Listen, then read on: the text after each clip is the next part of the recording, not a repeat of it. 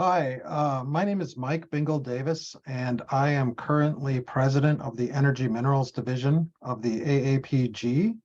And today I'm fortunate to have Ashley Dowds, who is the current chair of the Critical Minerals Committee. What we're talking about today is she was fortunate enough to be able to attend the eastern section of the AAPG that met in Champaign, Illinois from October 24th through the 26th of 2022.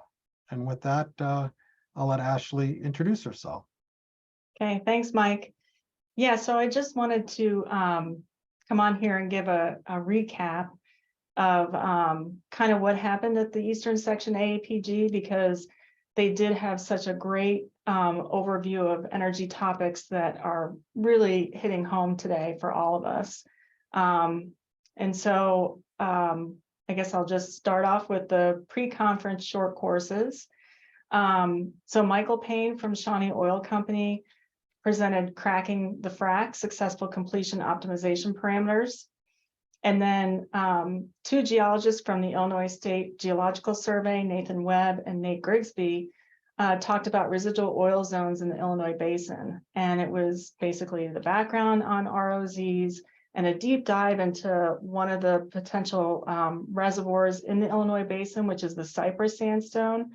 In addition to being an EOR target, it also has potential for CO2 sequestration, which is obviously something that we're all talking about now.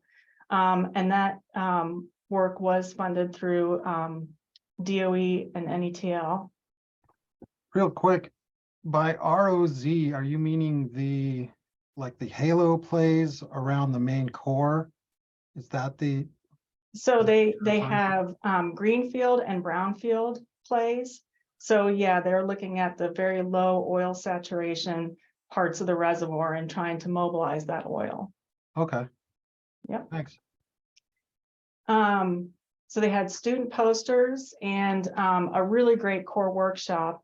And what was nice about it is that we had rocks representing all the way from the Pre-Cambrian to the Permian, and it was highlighting all the different aspects of what we're working on today: carbon sequestration, reservoirs and seals, oil and gas production, and critical minerals in shales and hard rocks of the area.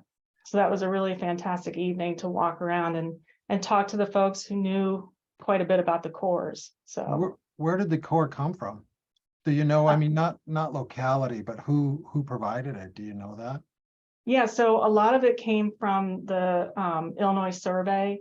The Indiana survey brought one core, and then also Randy Blood from Wildlands Research brought some of the core that was collected from the outcrop on the Dunkirk Shale Critical Mineral Project. So it was really good to get a very diverse group of cores there. I know that a lot of companies, ours included, that aren't taking core. And when we do, it's either sidewall. And so the geological surveys are really good about, one, storing the core, and then also making it available for these conferences. So that's really great.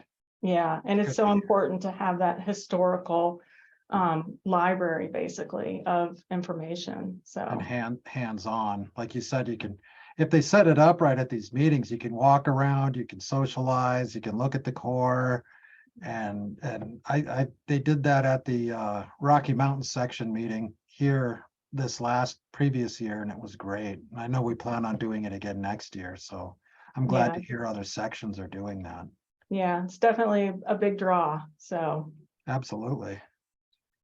And then on the technical program, again, very similar to the cores that were represented. So, hunting for new prospects in old oil fields, using gas geochemistry tools, which is a really interesting idea to look at well integrity and abandonment issues, which of course is a big deal now as well, and seeing if there's a relationship between gas isotopes from a degassed core to production trends. So that was kind of some neat information that was presented there. We also saw a presentation from NETL about some non-destructive core analysis that they're doing with some computed tomography. So that's a really neat analysis type that's available.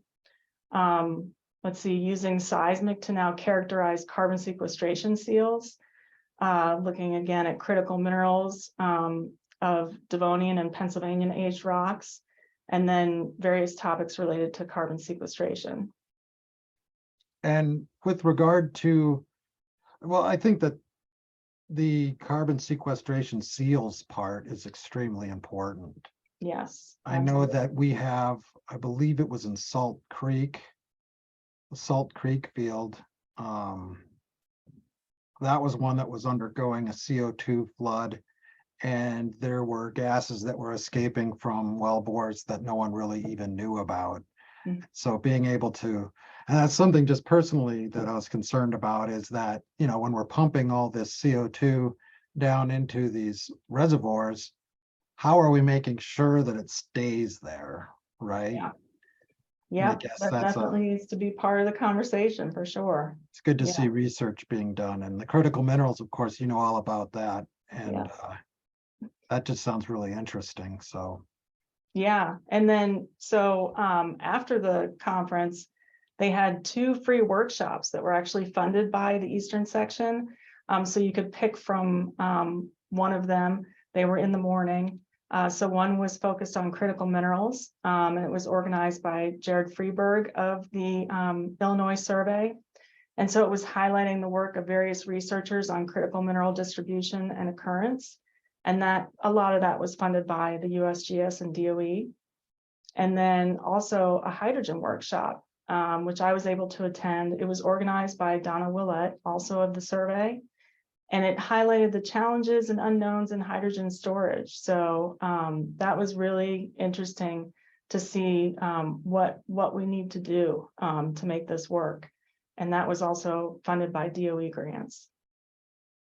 And Okay. so the really great part about that too is that those slides are going to be available for download probably sometime the next couple of weeks. They'll be on the Eastern section website. So great. really good information. I know that here at the Energy Minerals Division, and you're aware of it too, as of like discussions with our last meeting, that we started a hydrogen committee. Mhm. And so it's good to see that taking off. I also know that a major hydrogen generation plant's being constructed in Louisiana. Okay. And so, you know, that's one of the things that I know that's coming, that's actively being implemented right now. So that's kind of cool that you guys were really on the cutting edge. Yeah. Some of those Yeah. workshops. It was really some interesting information. So I was glad that I was able to attend that for sure. Right. And you did say that these are going to be posted online? Yep, they're going to be on the Eastern Section AAPG's website for the 2022 conference. So probably in the next couple of weeks, they'll be available. And will we be able to, or will you provide links to that data so that Yep, on absolutely. on LinkedIn or on a web page? So Yep. Also, you know, you brought up Earth MRI. I wanted to say that, you know, thanks for bringing to light that data set that we talked about in our past meetings also, Yeah. which we're going to be giving links to so that other users can access some of that data. Is that's the same company, right?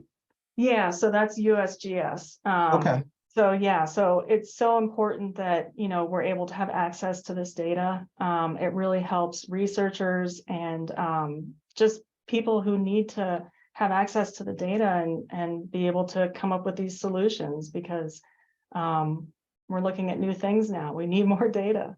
So, Yeah. Well, it's great, especially when it's free. I know that a yeah. lot of things are very expensive nowadays, so I appreciate it. Mhm. And thanks for you know, taking some time out today and talking about what you guys are up to in the East. I know I'm Central. I'd love to get out there and visit, but again, with all the workload, it's tough to get away. So I'm glad to be able to sit down and talk to you about what you guys are up to. Very, Yeah. very informative, and thank you so much. Absolutely. Thanks, Mike.